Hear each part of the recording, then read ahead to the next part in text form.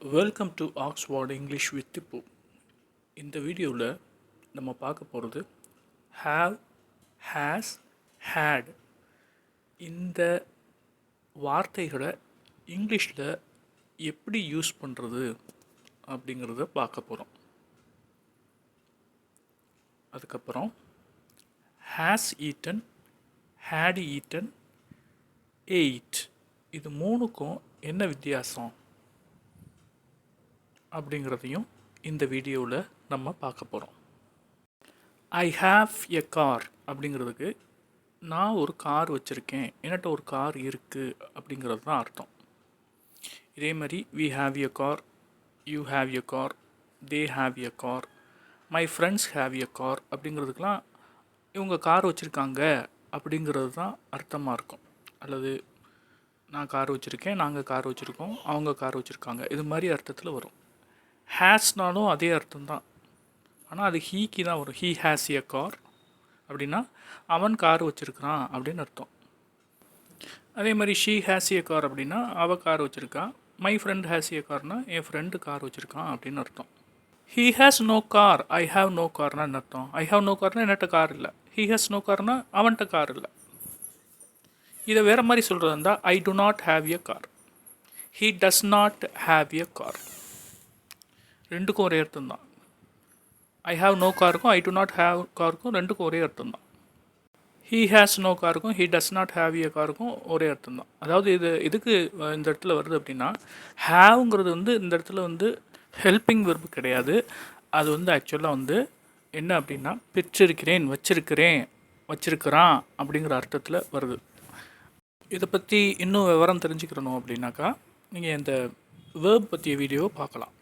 அதே மாதிரி do you have car, does she have car அப்படின்னா நீ கார் வச்சுருக்கிறியா, அவள் கார் வச்சுருக்கிறாளா அப்படிங்கிறது அர்த்தமாக இருக்குது. அதாவது வச்சிருக்கிறது, நம்மள்கிட்ட ஒரு பொருள் இருக்கிறத பற்றி பேசுகிறதுக்குனா இந்த ஹாவை நம்ம பயன்படுத்தலாம். I have a pencil, I have a pen, I have a car. இது மாதிரி என்கிட்ட எது இருக்குதோ அதை பற்றி சொல்கிறதுக்கு, என்கிட்ட இது இருக்குது நான் வச்சுருக்கேன்னு சொல்கிறதுக்கு இதெல்லாம் பயன்படுது. ஐ ஹேட் எ கார் அப்படிங்கிறது past tense. I had a car, நான் கார் வச்சுருந்தேன். I did not have car, நான் கார் வச்சுருந்ததில்ல, நான் எப்போதுமே வச்சுருக்கலை அப்படிங்கிறது மாதிரி. அப்போ கார் வச்சுருக்கல அப்படின்னு சொல்கிறோம்ல பாஸ்ட் டென்ஸில், அதுக்கும் என்ன செய்யுது இந்த ஹாவ் பயன்படுது. இதெல்லாம் டிட்டு பயன்படும் பாஸ்ட் டென்ஸில் சொல்லல. Did she have a car, அவள் கார் வச்சுருந்தாளா, அவள்கிட்ட கார் இருந்துச்சா அப்படின்னு கேட்குறதுக்கு did she have a car. இதே மாதிரி டிட்டு எல்லாத்துக்குமே வந்துடும்.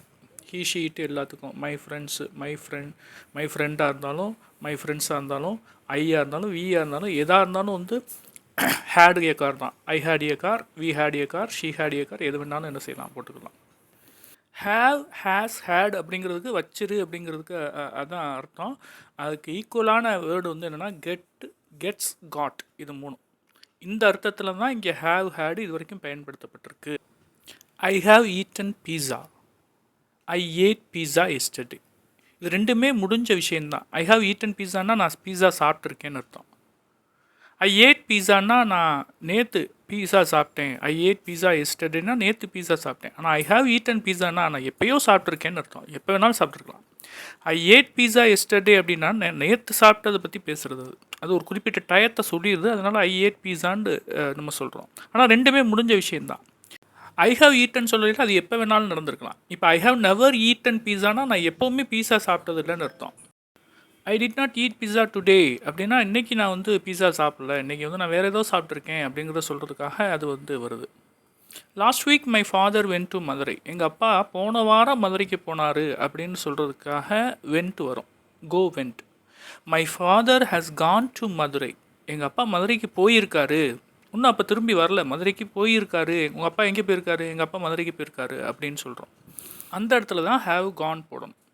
My father had gone to market then, எங்கள் அப்பா அந்த நேரத்தில் மார்க்கெட்டுக்கு போயிருந்தார். Had gone. When I went to home my dad had gone to market, நான் வீட்டுக்கு போன சமயத்தில் எங்கள் அப்பா மார்க்கெட்டுக்கு போயிருந்தார், போயிருக்காருன்னு இல்லாமல் போயிருந்தாருன்னு சொல்கிறதுக்கு ஹேட் கான் போடணும். கோ வென்ட் கான் போட்டு அதுக்கு முன்னால் ஹேட் போட்டோம்னாக்கா my dad had gone to market.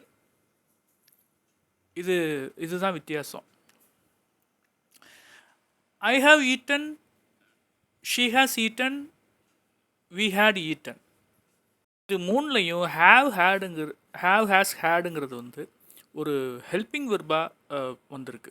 இது மூணுலையும் ஹேவ் ஹேஸ் ஹேட் அப்படிங்கிறது வந்து கெட்ஸ் காட்டுங்கிற அர்த்தத்தில் வரல. அதாவது வச்சிருக்கிறேன் அப்படிங்கிற அர்த்தத்தில் வராமல் அது வந்து என்ன அர்த்தத்தில் வருதுனாக்கா அது ஒரு ஹெல்பிங் வெர்பாக வந்திருக்கு. பெர்ஃபெக்ட் டென்ஸுக்குடைய ஹெல்பிங் வெர்பாக வந்திருக்கு.